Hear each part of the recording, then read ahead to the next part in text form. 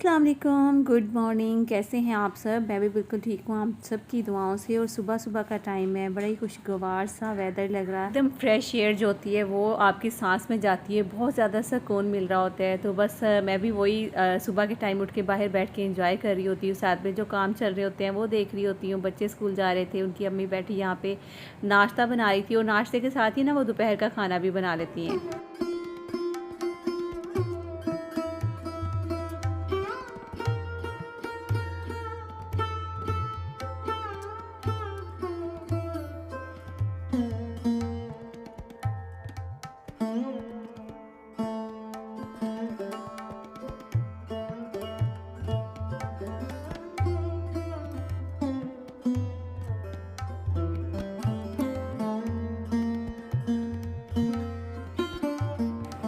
तो भैया अब आ जाते हैं अपने किचन में। वो तो किचन जो है माशाल्लाह, उसमें तो इतनी मेहनत करने की ज़रूरत ही कोई नहीं है। बस खाना शाना बनाओ, उसकी सफाई करो और बस वो साफ़ हो जाता है। लेकिन जो ये वाले किचन होते हैं, इनकी सफाई करना, इनको मेंटेन करना बहुत ही ज़्यादा मुश्किल होते हैं।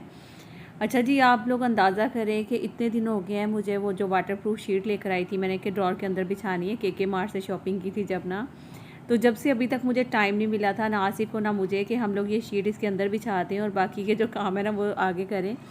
मतलब रोज़ाना इतने कोई बिज़ी दिन गुजरते हैं, इतने बिज़ी दिन गुजरते हैं। आप लोगों को लग रहा होगा कि कुछ भी नहीं चल रहा ये वो, लेकिन हमारी रोज़ की जो रूटीन है ना इतनी कोई टफ़ हुई हुई है कि मैं आपको क्या ही बताऊँ। खैर, आसिफ को मैंने कहा कि आप ना ये नाप कर मुझे काट दें, और फिर उसके बाद जो है वो मैं इसके अंदर बिछा के सारी सेटिंग कर लेती हूँ। लेकिन आसिफ ने जो है ना वो बोला कि जाओ इंची टेप लेकर आओ, जाओ कैंची लेकर आओ, ये करो वो करो। तो फिर मैंने ना उतनी देर में दिमाग लगाया कि मैंने कहा आसिफ आप तो इतना टाइम लगा देंगे। उसके बाद फिर मैंने आसिफ से पकड़ी शीट, उसको मैंने ड्रॉर के अंदर बिछा के इसका नाप लिया सारा, उसके अंदर मैंने निशान लगा दिया हाथ से ही ना। फिर छुरी ली, मैंने उससे कटिंग कर ली ना कुछ, अभी मैं आपको बताती हूँ आगे।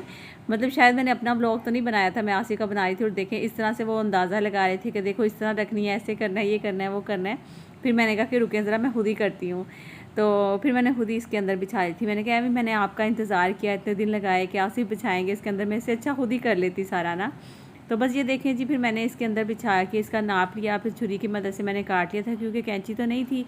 तो अभी कैंची वगैरह आनी है। मतलब कुछ चीज़ें हैं घर में, कुछ चीज़ें नहीं हैं जो कि अभी बहुत ज़रूरत की चीज़ें हैं, लेकिन वो मिस हैं। लेकिन अब तो बस यही है कि अब वापस जाना है भई। अब तो मुझे कोई शॉपिंग नहीं यहाँ पे करनी, कुछ नहीं करना, क्योंकि अब मैं खुद चाह रही हूँ कि मैं जल्दी से वापस जाऊँ घर में। बच्चों को जो है स्कूल भेजने हैं, बहुत सारे काम है अपने घर के करने के वहाँ भी, तो वो सब करेंगे। सभी मैंने शीट्स बिछा ली थी, अब जल्दी से इनके बर्तन लगाते हैं, फिर उसके बाद जो नेक्स्ट काम है अपना वो भी स्टार्ट करते हैं। बहुत सारे काम है करने के।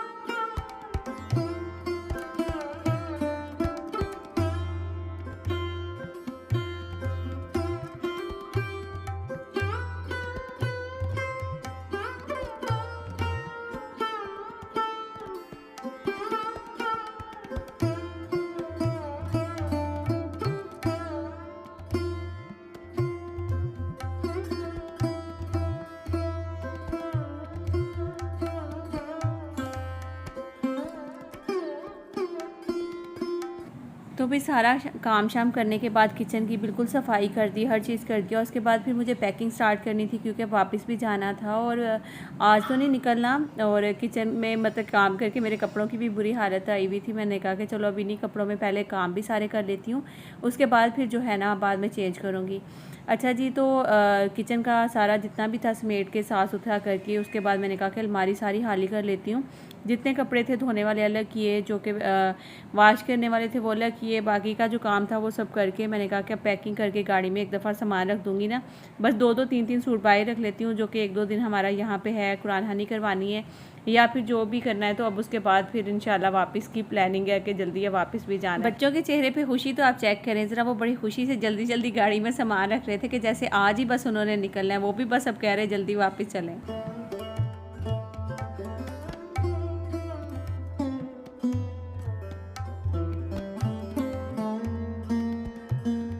तो जी सारा सामान गाड़ी में रख लेने के बाद फिर मैं दूसरे रूम में आ गई थी, जो कि रूम कल मैं हाउस टूर के दौरान आपको दिखाना भूल गई थी, क्योंकि इस कमरे में बच्चे बैठे हुए थे। तो फिर मैंने वहीं से, वेदर एक तो एकदम अच्छा हो गया तो हम छत पे चले गए थे ना। तो फ्रिज में मैंने सारी अभी वॉश कर दी अच्छे से, क्योंकि फिर हमारा आगे इतना टाइम नहीं होगा हमारे पास कि ये सारे काम भी मैं करूँगी। और मैं आपको सच्ची बताऊँ, बदकिस्मती से उसी दिन जिस दिन मैं ये सारे काम कर रही थी और पैकिंग सारी की, किचन का सारा काम किया, फ्रिज वॉश की। इतनी कोई मेरी बुरी हालत हो रही थी उस दिन, फुल मैं मासी बनी हुई थी।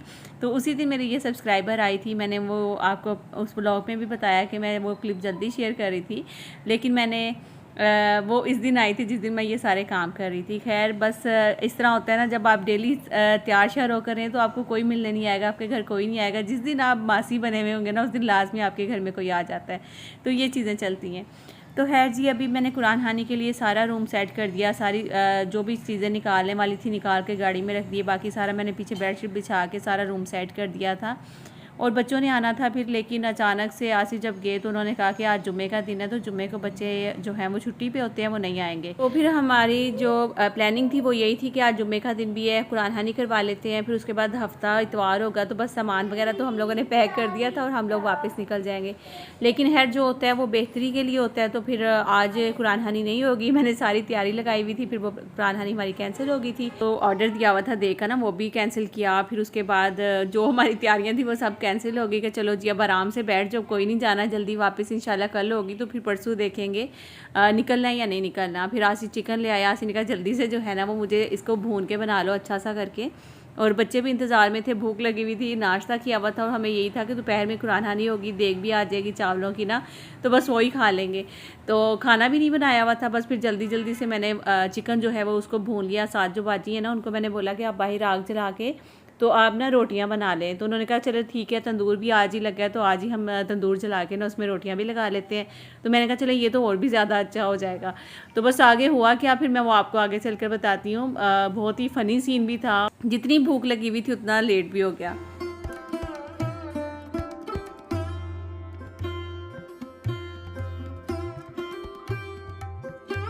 अच्छा, शाम का जो व्यू है ना वो भी बड़ा पुरसकून सा होता है यहाँ पे। और अभी मैं जैसे सालन बना रही थी और बाजी को मैंने बोला कि आप आटा गूंद के रोटियाँ बना ले। हसन जो है उधर अपने जानवरों की देखभाल भी कर रहा था। और मेरे बच्चे, अल्लाह का शुक्र है, इनको ये नहीं होता कि हम जानवरों का चारा नहीं डालेंगे, जो फैमिली रखी है वो भी सारा कुछ करें, या ये नहीं करना वो नहीं करना। माशाल्लाह बाकायदा वो माँ की तरह सर पे चढ़ कर काम भी लेते हैं और काम खुद भी करते हैं साथ लग करना। और यहाँ पे अयान और हुसैन मेरी हेल्प कर रहे थे कि वो शाम का टाइम होता है तो ये चिकन जो है वो दिन में गिरा देती हूँ और शाम में फिर इनको उठा लेती हूँ ऊपर ना, क्योंकि अच्छा मौसम हो जाता है, बाहर का व्यू बड़ा खूबसूरत आ रहा होता है। तो मैंने कहा कि चलो इनको लगो और ऊपर उठाओ ना चिकों को, फिर रोटियाँ बनाते हैं चल के। तो बस अभी सब जो है वो अपने अपने कामों में बिजी है। और मोहम्मद को मैंने थमाया हुआ था, आसिफ को मैंने कहा इसको आप संभालें, मैं खाना बना रही हूँ। बाजी जो है वो आटा गूंद रही है। और यहाँ पे जो बाजी के हस्बैंड है, यानी कि जो भाई हैं यहाँ पे रहते हैं, उनका बेटा और वो दोनों मिलके लकड़ियाँ जो है वो तोड़ रहे थे और फिर उनको जो तंदूर है ना उसको जलाएंगे। तंदूर को थोड़ी देर पहले जलाना पड़ता है। और यहाँ पे सियालकोट का ट्रक जा रहा था, उसके ऊपर सियालकोट लिखा हुआ था। तो मैंने बाकायदा जो है उसको जूम किया कि देखें अभी सियालकोट। इंतज़ार था कि जल्दी से जो है वो तंदूर में आग लगे। और फिर उसके बाद मुझे बड़ी एक्साइटमेंट हो रही थी कि यार जितनी जल्दी तंदूर जलेगा और मैं भी फिर साथ लगूंगी। मैं फ़र्स्ट टाइम जो है वो तंदूर में साथ खड़े होकर रोटियाँ वही लगाएंगी। मैं भी कोशिश करूँगी, अगर मुझसे हुआ तो मैंने कहा कि मैं भी एक रोटी लगाऊंगी ना तंदूर में।